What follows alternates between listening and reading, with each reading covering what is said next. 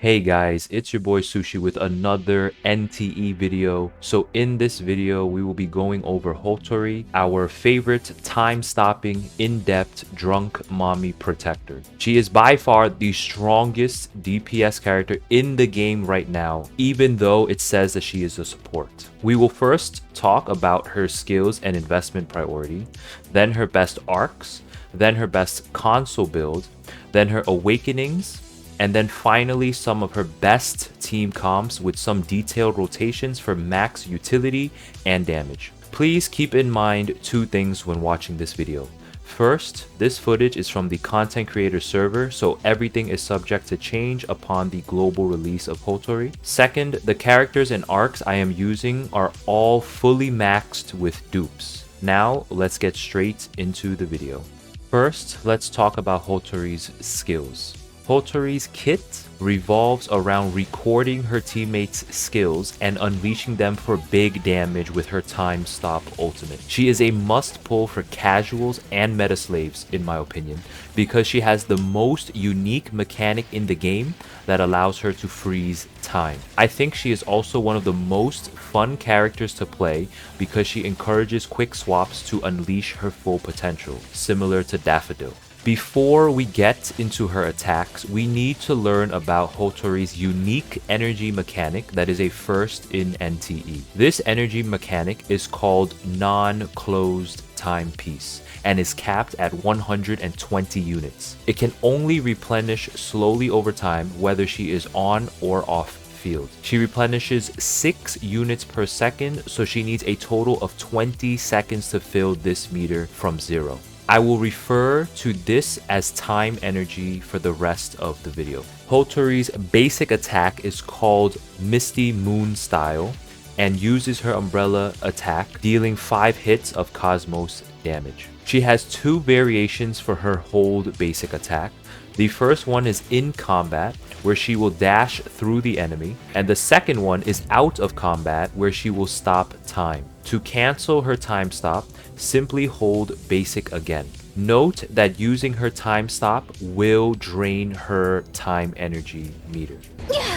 She also has a standard plunge attack. Hotori's redirect skill is called Present Replay. It allows Hotori to spend 60 of her time energy to deal Cosmos damage and record the support and redirect skills of teammates for the next 5 seconds. The duration of this is clearly shown to the left of her HP bar, and it is also shown on the right side HUD when she is off field. She can record up to 3 skills, but only 1 per character. This is indicated by the 3 flower stacks at the bottom of the screen. Hotori's ultimate is called World's Tide. There is no cooldown or ultimate energy requirement for her ult because it relies solely on her time energy. Note that her time energy must be full for her to use her ult. Her ult has 2 stages. When you activate her ult for the first stage, she freezes time, deals big damage, and replays all the attacks she recorded with her skill. Note that she disables character switching when in her ult. In the second stage, she can build 10 ult stacks with her basic attacks to unleash a giant nuke. This is indicated on her ult button. Her support skill swaps in with 1 instance of Cosmos damage. She also has a Blossom enhancement passive that prevents Vita Bud attacks from pausing during time stop. So you will need Blossom reactions to reach her max damage potential. Her second passive increases her ult's finisher damage ratio by 100%. This allows her a bigger nuke for the second stage of her ult. You can ignore her life skill. As for her skill level up priority, you want to focus on her 2 passives, then her ult, then her skill, then her basic, and then her support skill.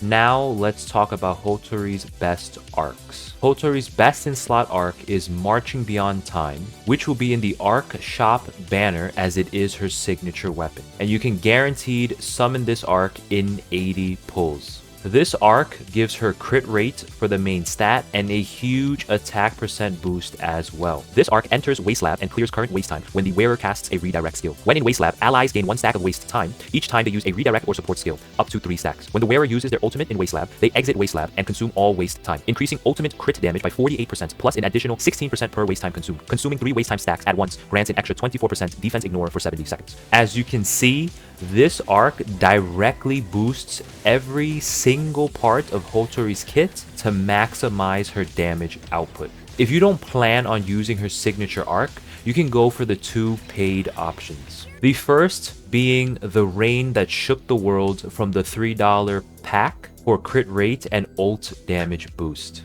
The second being Fluff of Fearlessness from the Battle Pass for crit rate and attack percent buff. The only free option I recommend is Hethero's Keeper, which drops from the level 99 cop boss. There is no A rank arc recommendation for Hotori because there are no good solid type A rank arcs. You could run the Forgotten here, but it gives HP percent for the main stat, and that is definitely not preferred. With that being said, I highly recommend going for Hotori's signature arc if you plan on pulling her. Now let's talk about Hotori's best console build. For Hotori, you want to run the Lost Radiance set because it gives Cosmos damage plus 10% and also ignores 25% of the enemy's defense for 20 seconds after the wearer casts ultimate. Effect does not stack. For Hotori's cartridge, the main stat should be Cosmos damage bonus. If you are not running a crit rate main stat arc, then you should run crit rate here instead of Cosmos damage bonus. For her substat priority, you want to run crit rate, then crit damage, then attack percent, then universal damage, and then flat attack. Aim for at least 60% crit rate without buffs and at least 100% crit damage without buffs and at least 2,300 attack. Keep in mind guys, this is the final build goal for her, so don't expect to hit these numbers for at least a few more weeks into the game. Next, we will discuss Hotori's awakenings. Her first awakening increases her damage during time stop by 12% for each recorded support skill or redirect skill. Her second awakening increases her damage by 20% during time stop. Her third recovers the energy spent on present replay after using it and completing the recording. Triggers at most once every 60 seconds. Interrupts energy restoration if energy is spent during the recovery process. Her fourth awakening grants an additional 10 energy to the non-closed timepiece for every 1 target defeated by the team while the pointer is not rewinding, up to 3 times. Resets the count when casting Worlds Tide. Her fifth awakening, when Hotori is deployed, if there is only 1 enemy on the field, the entire team's damage against that target is increased by 15%. This effect is lost when Hotori is down. And her last awakening, Hotori ignores 30% of the target's defense during time stop. Hotori is all about her massive ult damage. With that in mind, you want to prioritize her raw damage boosts. I recommend going for A1, then A2, then A6, then A3, then A4, and finally A5. Finally, we will talk about team comps and rotations. Here is a quick vocabulary lesson so there won't be any confusion when I explain the rotation. A redirect skill is a character's skill or E button. A support skill is an incoming character's swap-in skill only when the Esper cycle meter of the outgoing character is full and has an adjacent element. If you are confused by this, you can check out my combat guide video on my channel where I go in depth to everything that is combat in NTE. Finally, a swap is a normal swap without the Esper cycle being full and does not activate the support skill of the incoming character. Hotori relies on her teammates setting her up for massive nukes with her ult. Therefore, she doesn't heavily rely on Esper cycle reactions for the majority of her damage. Theoretically, she doesn't need any Esper Cycle reactions to record, since she can also record her teammates' redirect skills and not just the support skills. Her general playstyle works like this. You start with her redirect skill to start recording, go through all 3 of your other teammates' redirect or support skills, then you swap back to Hotori for her 2-phase ult nukes, then repeat the process again. That being said, her best team as of right now is Hotori as the main DPS, MC and GU1 or Nanali as sub DPSs, and then Sakura as a buffer. So for this team, you start with Hotori's skill to start recording, then you swap to Sakura and hold her skill and then ult. Then you swap to MC and skill, then you Esper Cycle swap to GU1 for her support skill and Blossom reaction. Then you hold skill for GU1 to group and then ult for damage. Swap back to MC for her ult, then swap back to Hotori for her ult. If you did this correctly, Hotori should have her ult ready or almost ready to use. Finally, use Hotori's ult to deal huge damage and detonate all of the recorded skills. Then you basic attack to build 10 stacks and unleash her final nuke. Please note that this rotation is not set in stone because of Hotori's time energy mechanic. You need to be mindful of how much her time energy meter has filled when she is off field, so you know when is the optimal time to swap back to her for her ult.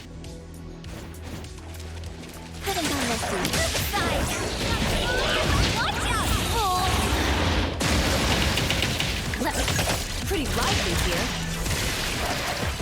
Sun for delivery.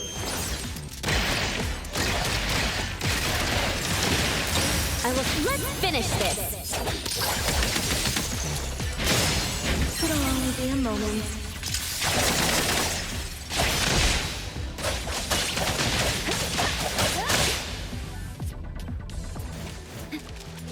A little side. Watch your step. Let me help. Let's finish this. Take that! The city's mine! It'll only be a moment.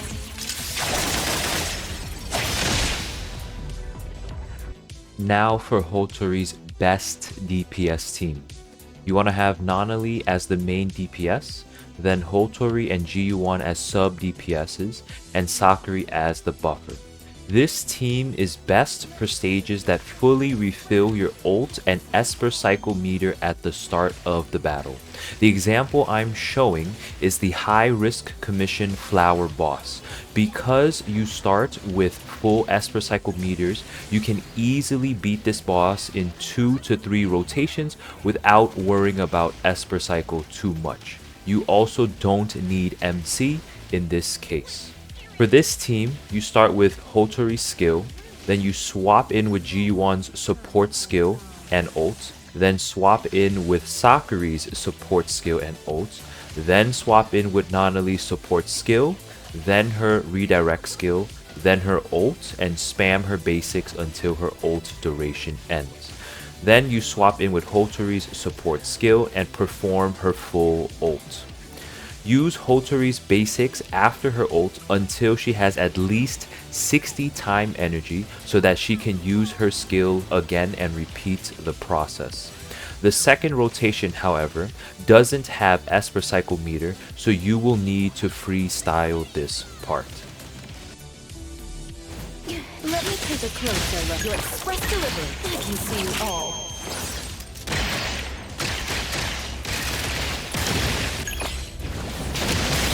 Watch your step.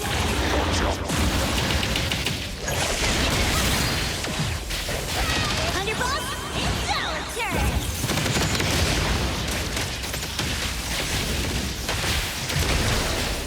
Quick, irrigate. Cut through. And thus, time flows on.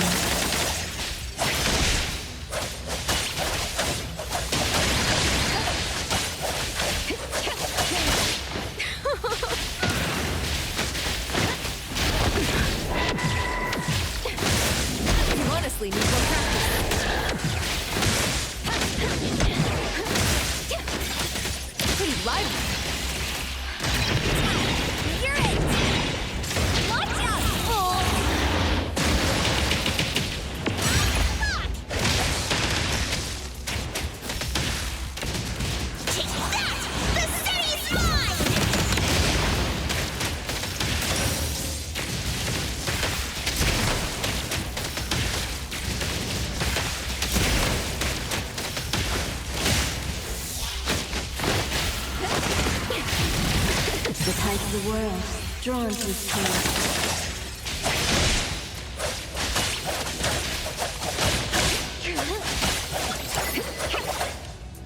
Now for some other team examples. You can run Hotori, MC, Giyuan or Mint, and then Daffodil. Another team you can run is Hotori, MC, Giyuan, and then Hathor or Skia. And the last team I would recommend is Hotori, Hathor, Fadia, and Daffodil. The only real team comp I recommend is Hotori and MC. Even though they are both Cosmos elements, MC's instant Esper cycle meter makes recording skills extremely efficient. You can pretty much slot any Lakshana or Anima in slot 3 and literally anyone you want in slot 4. I will be showcasing more Hotori teams and rotations in a video in the next few days as I get more time to experiment with different teammates.